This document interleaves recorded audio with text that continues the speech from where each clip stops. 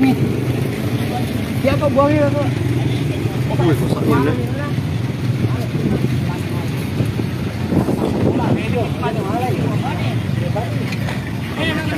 Berapa meter? 6 meter.